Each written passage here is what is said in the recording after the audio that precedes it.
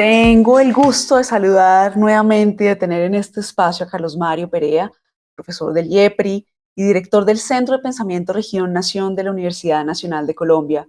Profesor, ¿cómo está? Mariana, el gusto también es mío totalmente estar aquí otra vez y a propósito de lo que nos convoca, me hace muy feliz que le pongamos a esto estas imágenes. Construir la paz y cuidar la vida es una obra que plantea diferentes escenarios que se deben trabajar en el país para lograr una paz completa, que pasa por el campo, pero también por la ciudad.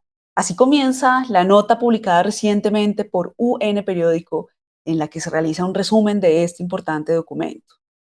¿Cómo convertir el Plan Nacional de Desarrollo en un instrumento para la construcción de un nuevo pacto de nación más allá de los tecnicismos y formalidades que envuelve?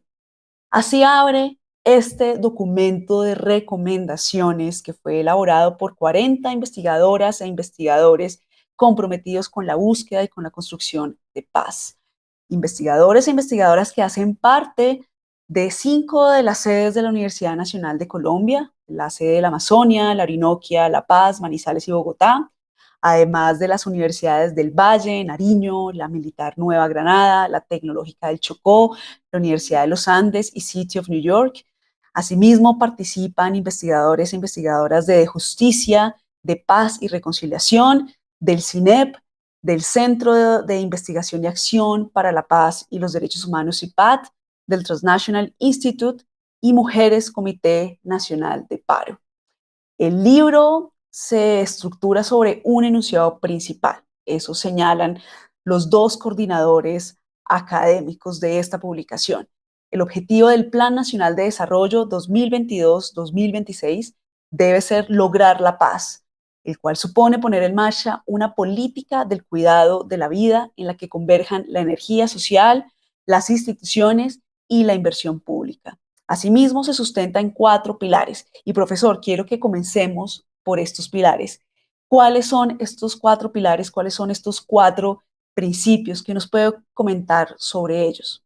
Es muy importante, en primer lugar, Mariana, señalar que hay que definir en un plan nacional de desarrollo una apuesta fundamental, una apuesta estratégica porque nos vuelve a suceder lo que sucede con todos los planes de desarrollo, que los planes de desarrollo hacen unos enunciados muy generales sobre un país que hay que lograr, sobre las fuerzas de este país, sobre los problemas que son muchísimos, y luego pasan a señalar una serie de ejes que articulan los planes de desarrollo y se revisan los planes de desarrollo de los últimos gobiernos y todos pasan por lo mismo.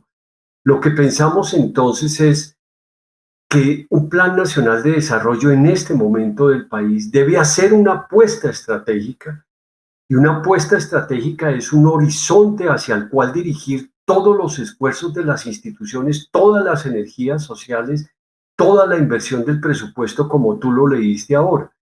Pensamos entonces que eso tiene que ser, sin la menor duda, una apuesta por la paz, por la construcción de la paz, que en este momento estamos completamente agobiados de todos los datos que nos señalan que esa paz no llega, que esa paz nos resulta esquiva, que la paz en Colombia pareciera dotada de la capacidad prodigiosa de reproducirse una y otra vez, una y otra vez. Y para darle sentido a esto, pensamos entonces que hay que articular una política del cuidado de la vida, y una política del cuidado de la vida que nos tiene que orientar por lo que pensamos son como 3 grandes ejes de trabajo. En primer lugar, la desigualdad. Mientras este país siga con los niveles de desigualdad que tenemos, es absolutamente impensable que este país puede salir al otro lado, superar las violencias y construir la paz. Para desgracia nuestra, somos uno de los países más inequitativos del mundo. Es que los datos son verdaderamente escalofriantes, que este país tenga el 1% de la población sea el dueño del 40% de la riqueza, mientras que el 50% más pobre es dueño del 4% de la riqueza. Es que eso es un dato verdaderamente escalofriante, hay que ponerle esa palabra, Y si no se emprenden medidas entonces contra eso, nuestro país no va a poder salir de sus dificultades. Lo segundo, hay que emprender un trabajo de reforma cultural muy profundo, hay que emprender un trabajo de transformación muy profundo de la cultura, porque nuestro país es un país que se ha estructurado alrededor de la polarización, alrededor del intento de supresión del otro, el acto violento como mecanismo de tramitación del conflicto con el otro se instaló en el corazón no solo de la vida política, sino incluso de manera más profunda en las mediaciones que estructuran la vida cotidiana. Y entonces, lo que estamos diciendo en medio de todo este proyecto es que esto tiene que ser una paz que contemple lo que hemos llamado, o lo que se viene llamando en el país, las otras violencias.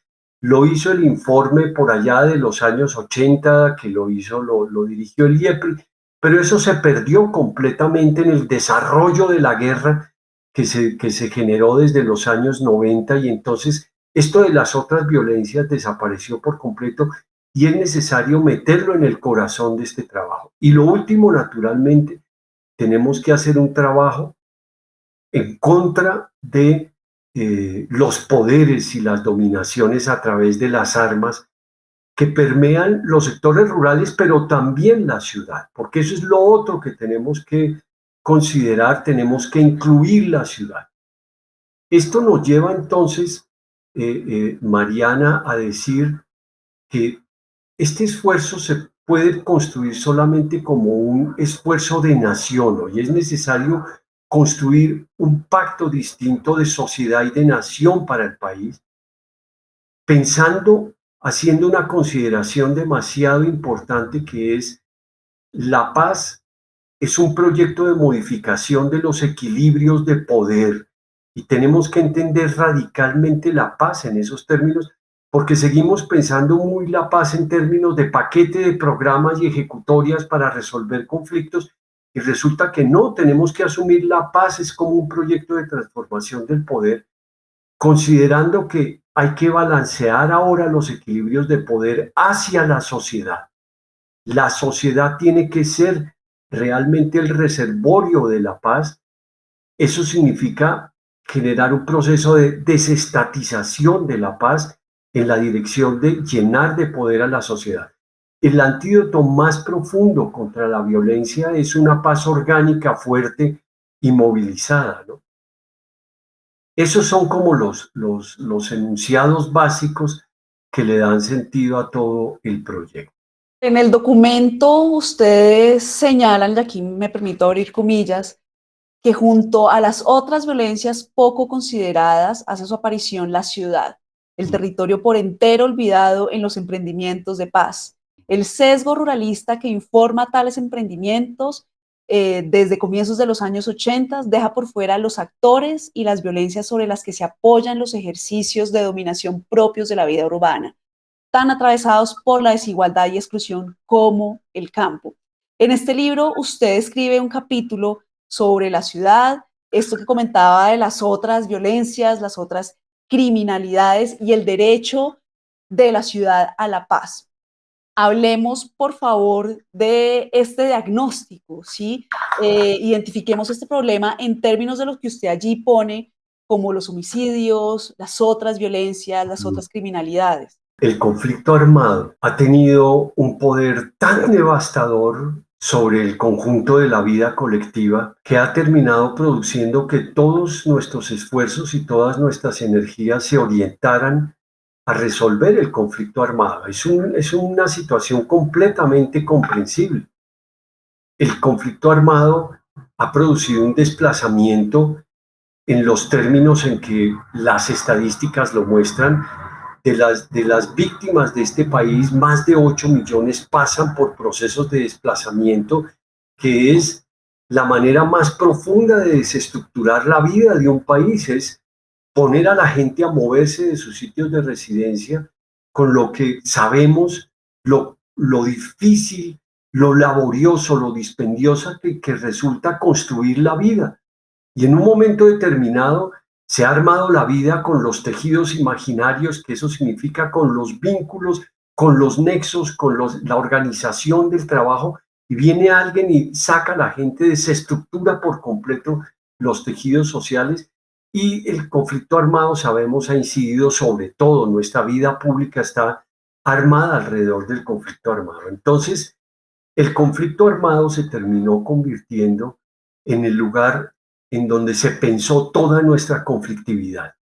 Terminó sucediendo lo que hemos llamado la reducción del conflicto violento al conflicto armado. Es decir, que aquí solo pensamos a través del conflicto armado, solo vemos el conflicto armado, solo buscamos el conflicto armado, solo pensamos a través de las gramáticas y las lógicas del conflicto armado. Pero resulta que en nuestro país hay otra multiplicidad enorme de violencias y de conflictividades violentas que están por fuera del conflicto armado. La ciudad es el ejemplo más contundente de eso, porque resulta que la ciudad está cruzada por lo que hemos llamado la paradoja urbana, que la paradoja urbana consiste en que la ciudad produce la mayor cantidad de homicidios en este país, la ciudad, entendida la ciudad de 100.000 habitantes para arriba, que es un criterio muy alto, muy alto. Es decir, entendemos ciudad 100.000 habitantes para arriba es tomar un criterio muy alto, y aún con ese criterio resulta que las ciudades producen casi el 60% de los homicidios de este país.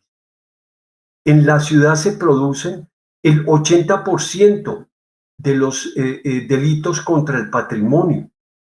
En la ciudad se produce el 80% de las lesiones personales. De manera que estamos hablando como la ciudad, un escenario de enormes conflictividades que salen por el lado del conflicto violento, pero que salen también por los niveles de exclusión y de pobreza que se manejan en las ciudades, tal como lo mostró el paro del año 2021.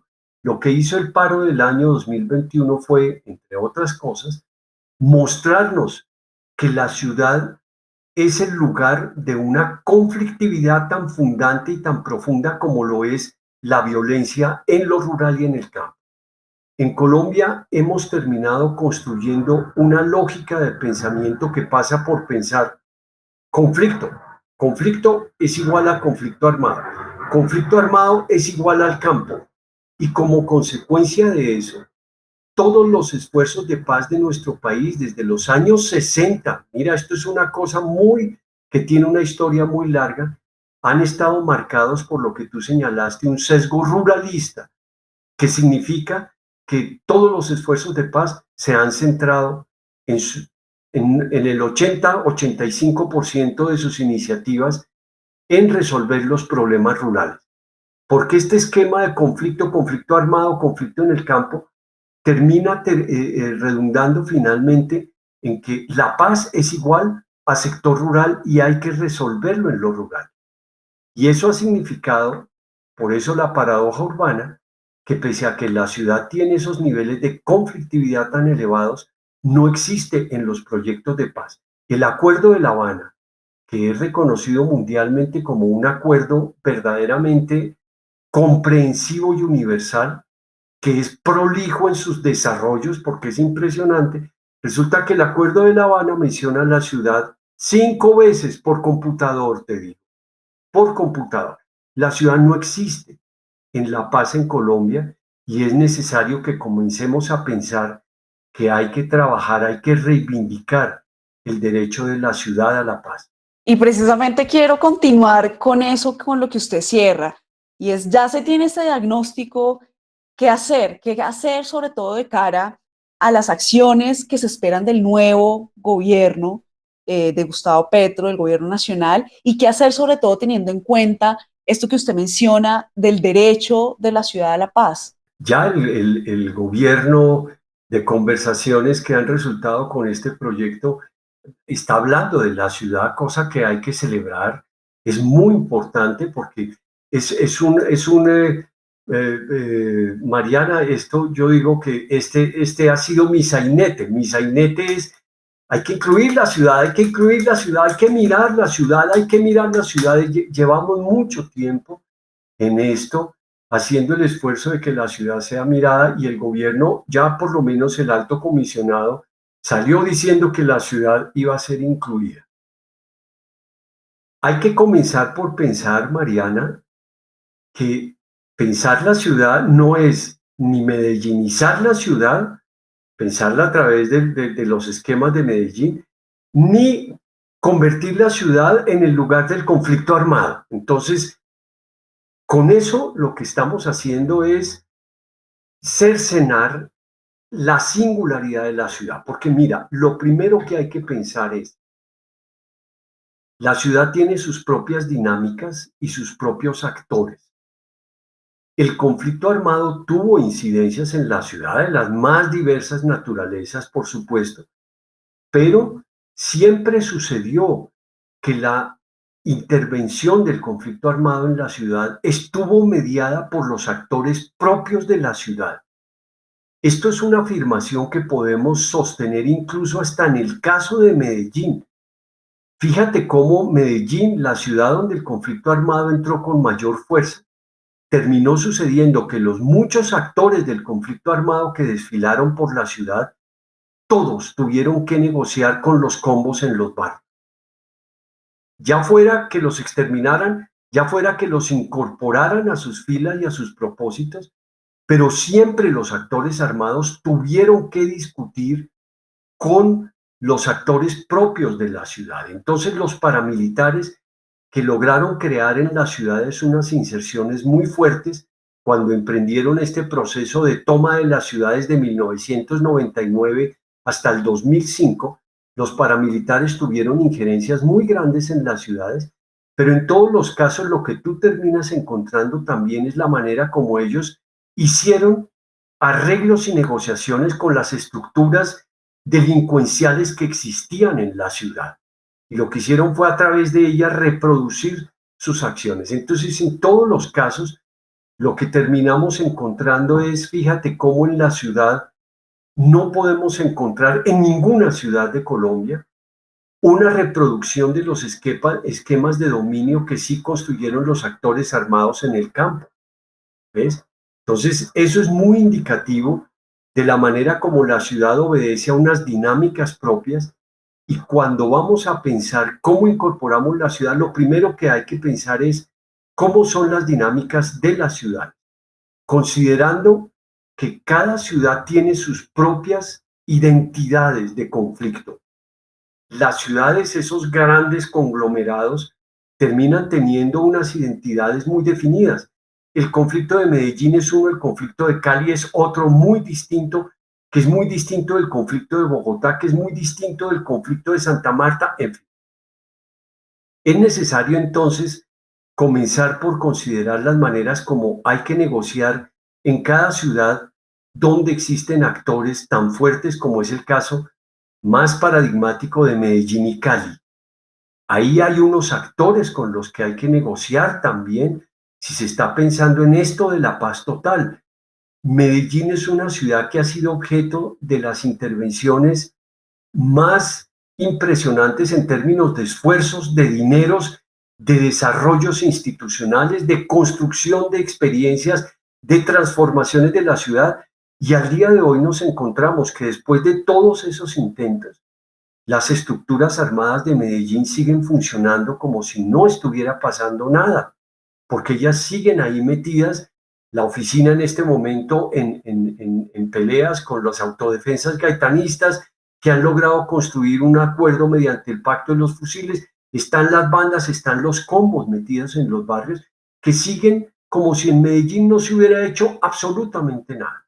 Indudablemente hay procesos de transformación, pero en términos de la existencia de estas estructuras, las situaciones siguen las mismas. Las ciudades deben ser pensadas como los lugares en donde hay que manejar de manera más fuerte las grandes políticas de igualdad de las que hablamos antes al principio del proyecto. La ciudad hay que verla como los lugares de los ejercicios políticos de las grandes mayorías, porque las ciudades son grandes aglomeraciones de población y son los lugares entonces en donde toca pensar con igual fuerza las políticas contra la inequidad, contra la desigualdad en todos los sentidos, ¿no?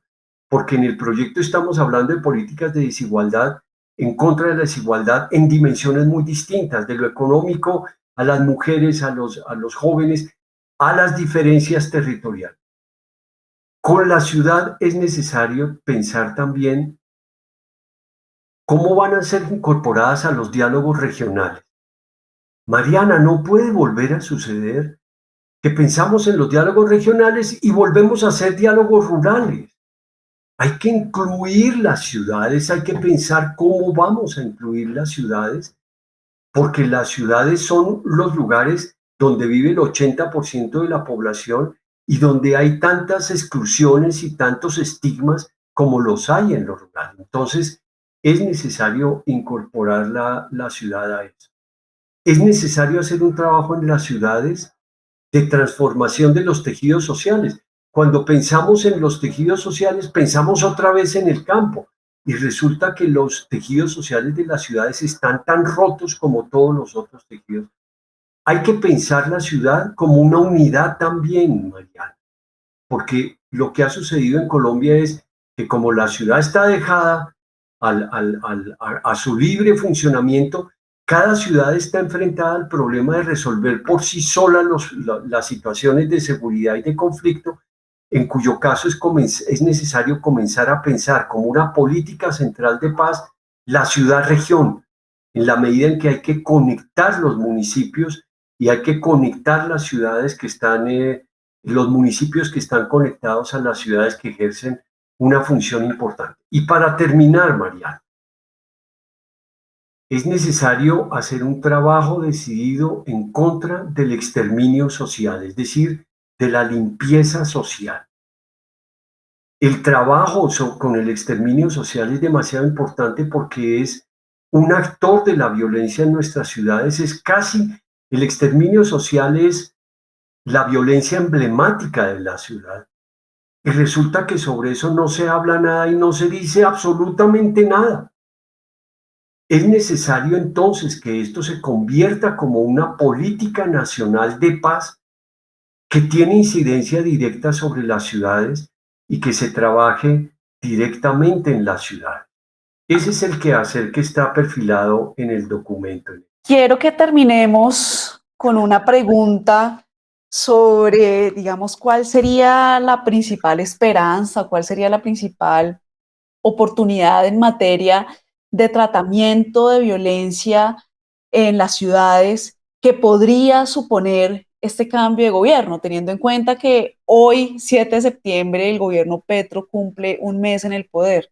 Lo primero que habría que celebrar enormemente es que el gobierno incorporara a la ciudad a la paz. Ese sería el primer acontecimiento. ¿Cómo hay que hacerlo de entrada? Mira, de entrada, incorporando la ciudad a los diálogos regionales. Eso es lo primero. La ciudad no puede salir de los diálogos regionales, que es la tendencia general, ¿no? Porque tú ves la paz es rural, ya lo dijimos, pero en este gobierno está pasando en muchos momentos que la paz es la paz rural. Los diálogos son los diálogos rurales, son los diálogos étnicos, son los diálogos con sectores, pero hay que incluir la ciudad en la paz y esa es una de las cosas principales.